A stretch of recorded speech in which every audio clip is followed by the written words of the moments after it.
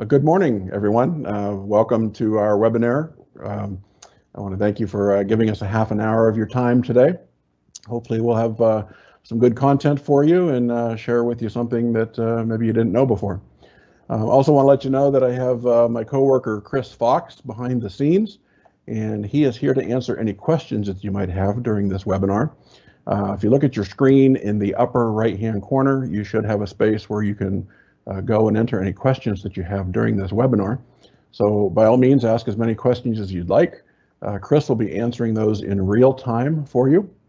And in the event that we have some time left at the end of this session, we will actually talk about a couple questions that might be of benefit to everyone in the group. So with that, let's go ahead and get started. So today we're talking about high pressure coolant applications. What does that mean? How it's going to benefit you? So let me start by clarifying. High pressure coolant will improve your part throughput and extend your tool life. Those are the two biggest benefits that you get. And I want to point out that the proper application of high pressure coolant does significantly increase both of those. And when we're talking about high pressure coolant, we're talking about drilling, milling, and turning. A lot of people know that high pressure coolant is good for drilling.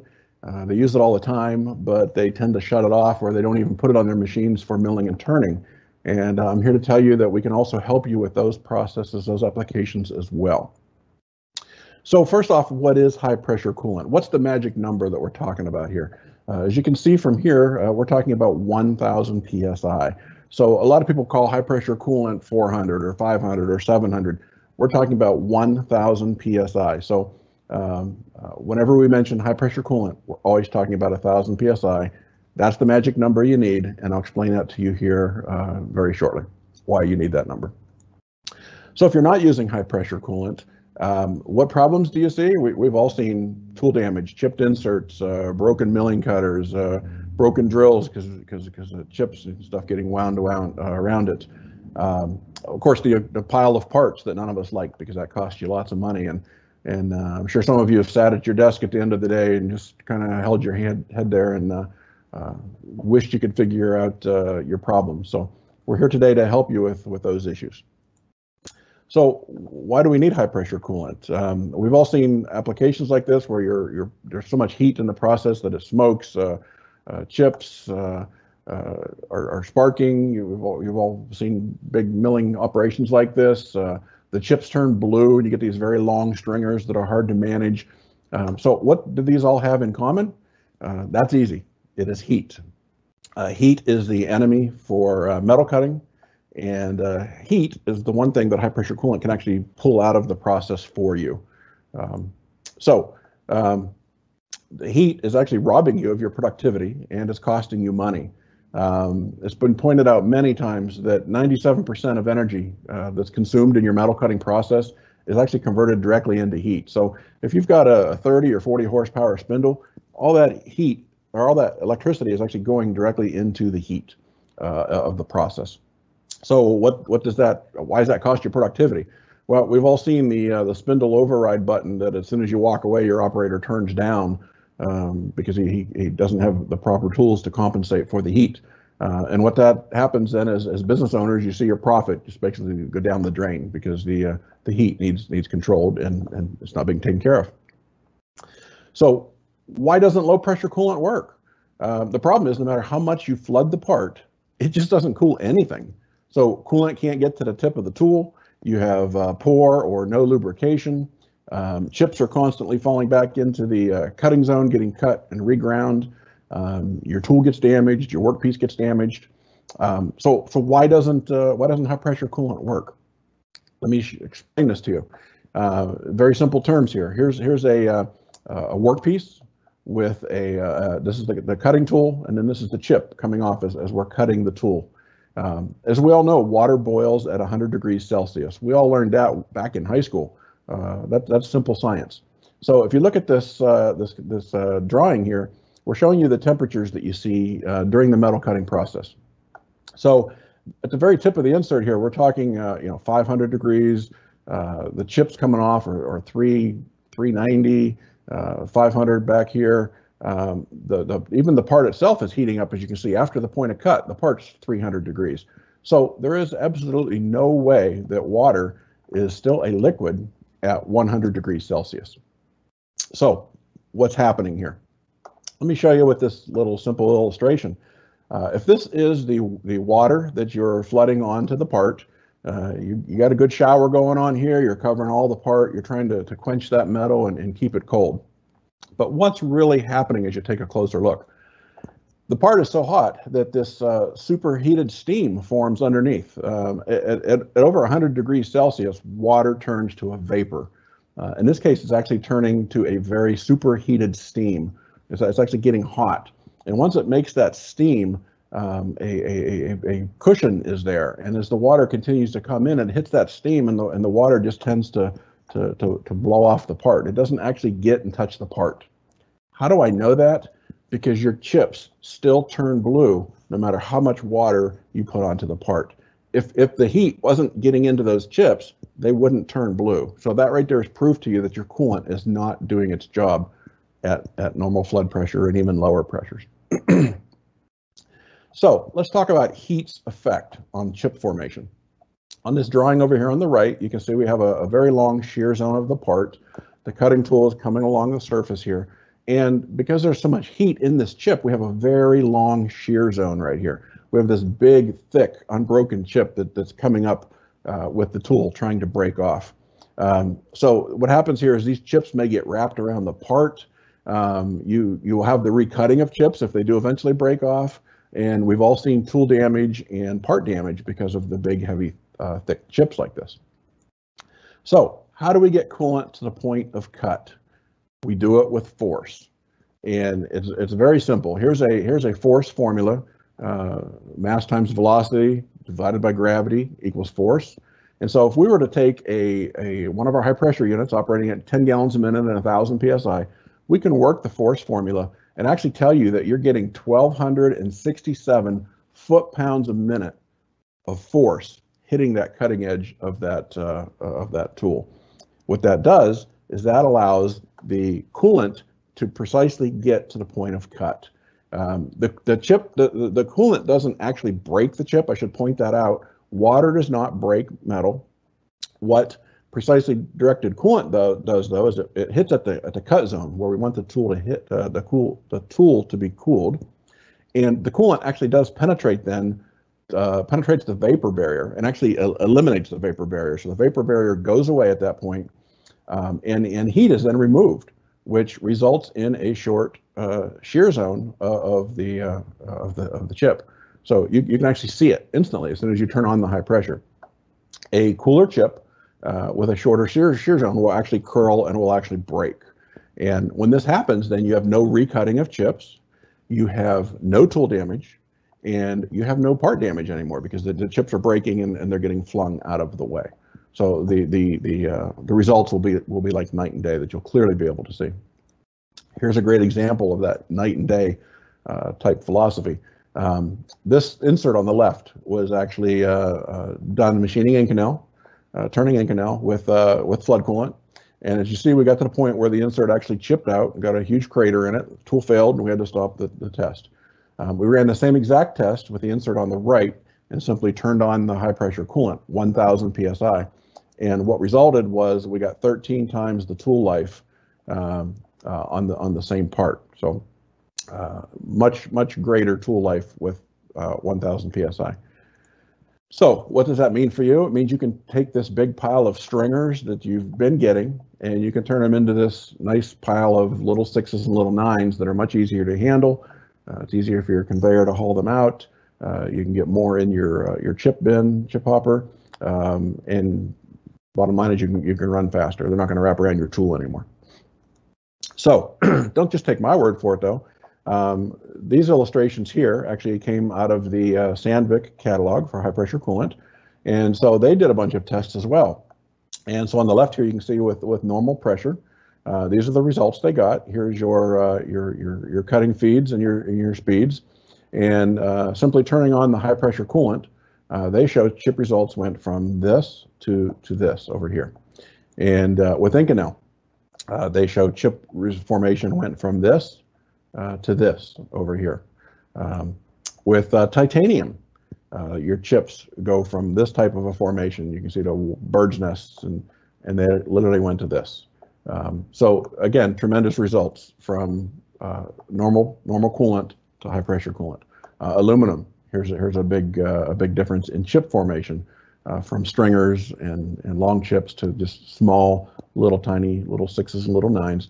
And the other benefit to aluminum is that with high pressure coolant, the aluminum chips no longer weld to the tool because the aluminum doesn't melt anymore. It actually stays cold, and so it actually cuts in a much better process. But it's not just all about making smaller chips, it's also about faster metal removal rates.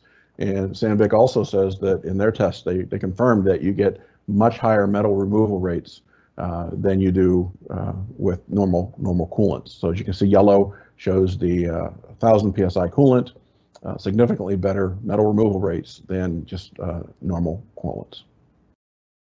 So what does that mean for you? How do you apply this in the real world? Glad you asked. Here's a quick time study that we did for a customer a few years back. This customer was using 300 PSI, and they actually were drilling 225 holes in a part. So we got this block of steel and simulated 225 holes. If you count them, that's really how many's there. This particular application was a 130 thousandths diameter drill, and they were going inch 300 deep, and they were running this at 10 inches per minute. Again, with 300 PSI, 10 inches per minute, and I'm sure they had several PEC cycles in there as well. It basically took them an hour and 35 minutes, so an hour and a half, to basically drill 225 holes in this particular part that this customer was making. So we came along and turned on 1000 PSI, making the same number of holes, same depth and diameter. We were able to actually increase our feeds and speeds and go to 60 inches per minute, and we got that cycle time from an hour and a half down to 7.5 minutes. So that's huge. Up here they were making what, 5 parts a day maybe. Down here you're making a part, say, every 10 minutes with change time. So just a huge difference in the amount of parts that you'd have at the end of the day to ship to your customer. So what's that look like as a return on investment? Using our ChipBLASTER, LNS ChipBLASTER cost justification sheet, we take the cycle time that the customer originally did, which was 95 minutes, and we factor in their shop rate, which let's say is $75 an hour, and the percentage of runtime. They estimate their machine runs 80% of the time, and so we take that cycle time from 95 minutes down to 7.5. And what that does is, because of the more parts that we have at the end of the shift that they can now use for profit, we can take a $250,000 investment. So they could buy a brand new machine tool with a high pressure coolant system on it and pay for that in 45 days. And if they're running 2 shifts a day, they could actually pay for it in 22 days. So it's very simple how quickly this could pay for itself. Here's another application that we did for a customer in titanium. They were using flood coolant. They were drilling 6.6 diameter millimeter holes, going 2.6 inches per minute. And they could only drill about 100 holes before they had to resharpen their drill. We turned on 1000 PSI, the same diameter drill. We were able to go 8 inches per minute, and we were able to get 1,600 holes before we had to resharpen our tool. So in this case, we also, as I pointed out, went from 2.6 to 8, so almost 3 times the metal removal rate, but more importantly for the customer, 16 times the tool life. They were able to do this process with much less tooling costs. So let's look at another application we did. A customer drilling stainless tube sheets similar to the one shown in this picture here. They were using 300 PSI, and they had to drill 600 holes in this tube sheet. And they were using a 98 thousandths diameter drill, and they were going 6 times diameter deep. They were going 5 inches per minute, and they had to use 20 drills to actually drill this part. And it took this customer almost 8.5 hours to do this part. So they got one part in basically an 8-hour shift. We turned on 1000 PSI, did the same 600 holes.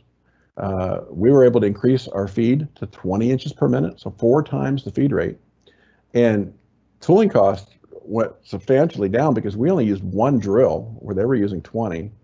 And we got that cycle time down to 28 minutes. So from 8.5 hours to 28 minutes. So this customer went from 1 part per shift to basically 16 parts per shift. That's where you get your return on investment. You have more parts to sell to your customer. You now can take on more projects because you're getting more throughput through your factory. So what's that look like on an ROI sheet? We took a cycle time of 504 minutes, shop rate of $75 an hour, 80% runtime. We could change these numbers if they don't work out for you guys. Let us know what your numbers would be. We can change them. Basically, cycle time went from 504 minutes down to 28.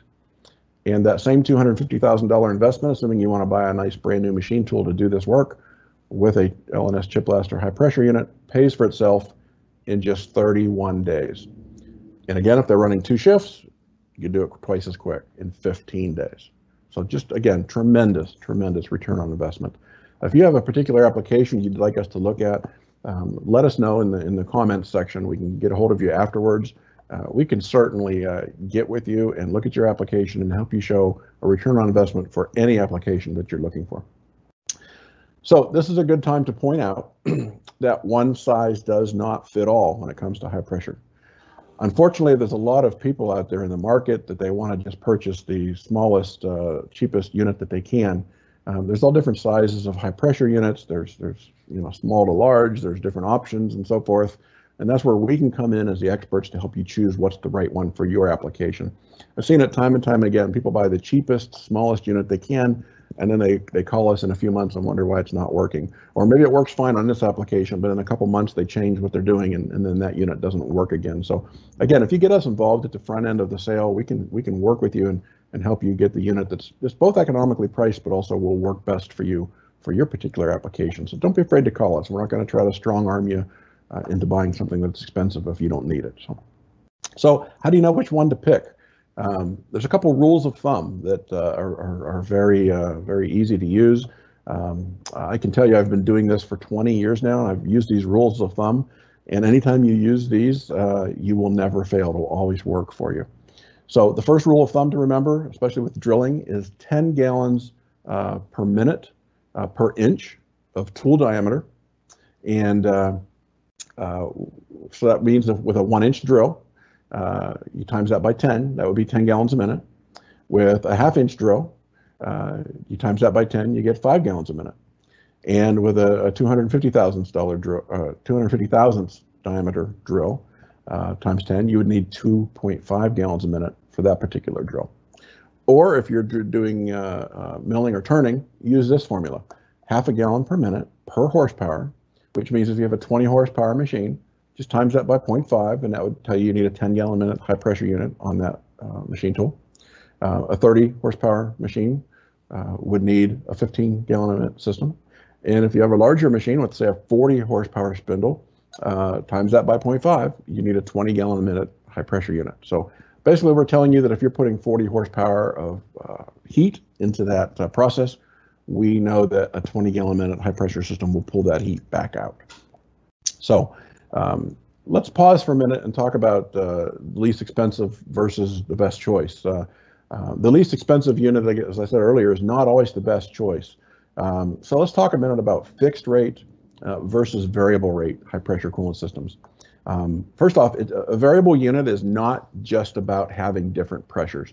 I talk to people all the time, and I'll bring up the fact about variable, and they say, "Oh no, I don't need variables. I just need 1,000 psi."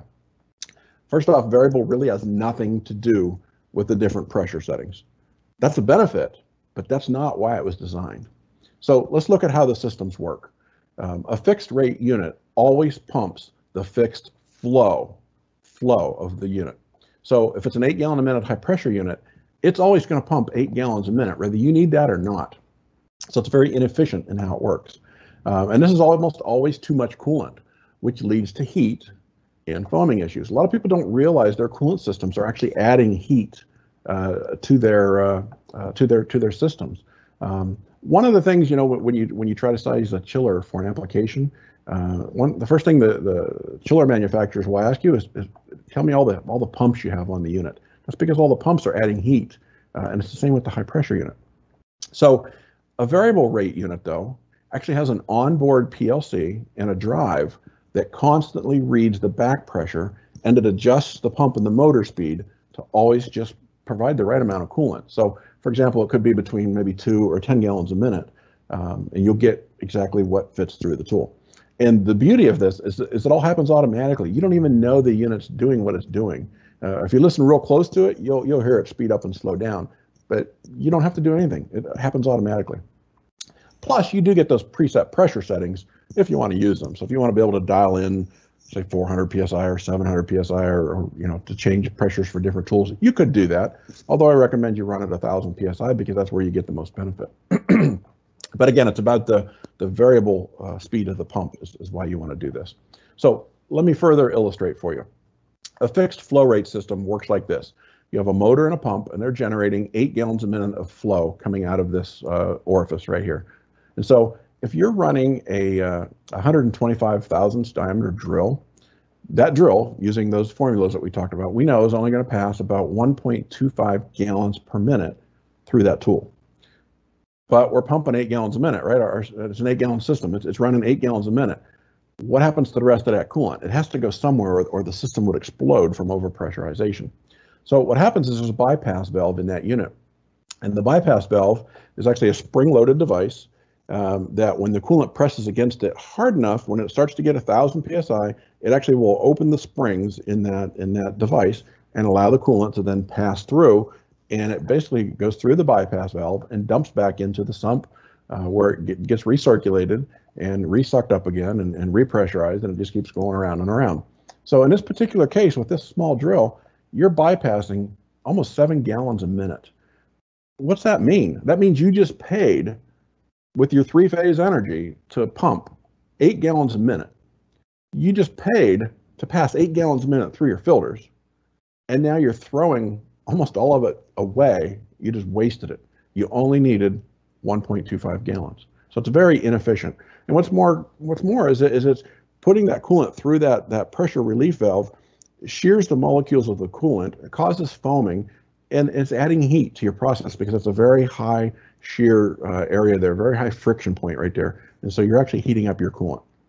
I've seen applications where people run an 8 gallon a minute unit with a small drill like this, and within a matter of hours, their sump of their machine tool heats up to like 130, 140 degrees, like the soup bar at a buffet restaurant, just incredibly hot. And then a lot of people will try to compensate by putting a huge chiller on there. So the problem is actually the incorrect high pressure unit often is chosen. So for same thing here with a 1/4-inch drill. It only goes past 2.5 gallons a minute. You're pumping 8, you're dumping 5 right back to the sump. Even with a 1/2-inch drill, you're using 5 gallons, you're pumping 8, you're still throwing away 3 gallons a minute.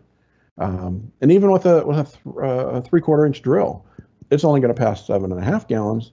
You're pumping 8. Here you're bypassing 1/2 gallon. That's not quite so bad, but still you're not at 100% efficiency. So you're still wasting some energy. So let's compare that to an automatically variable volume system. A variable volume system has a motor and a pump, and then there's a sensor. And that sensor actually senses the back pressure. So in this case, if we're doing that same 1/8-inch drill that only passes 1.25 gallons, the sensor sees that, okay, we've reached 1,000 psi.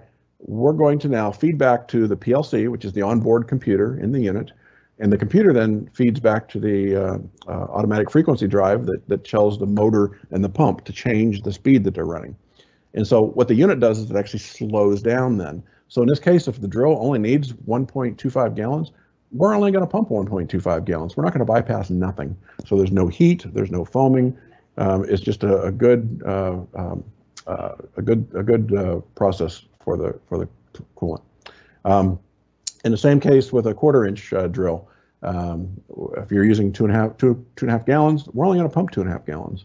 And the same for the 1/2-inch and the 3/4. So we're always going to be 100% efficient with this type of a unit.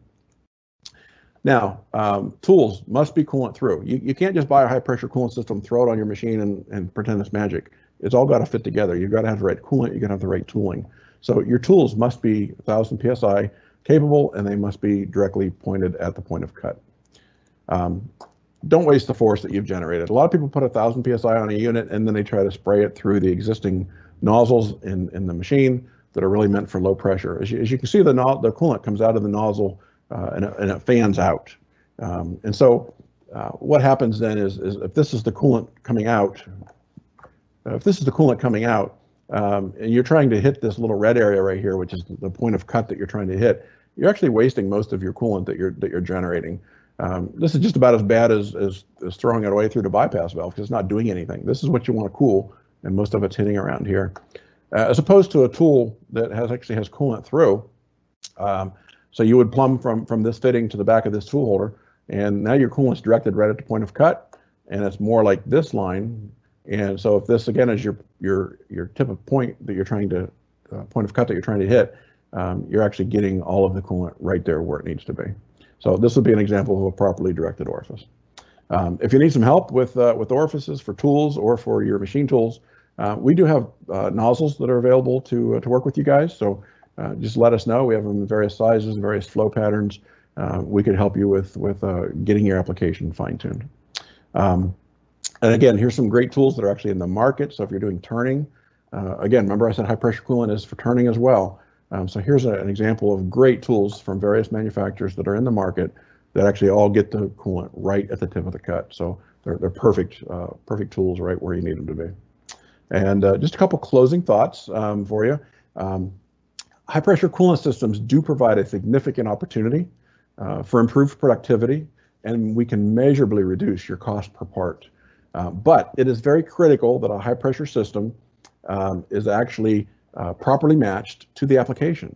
And it's got to be capable of delivering the precise flow and pressure. Flow and pressure go together. So that's why we can help you size this with those rules of thumbs.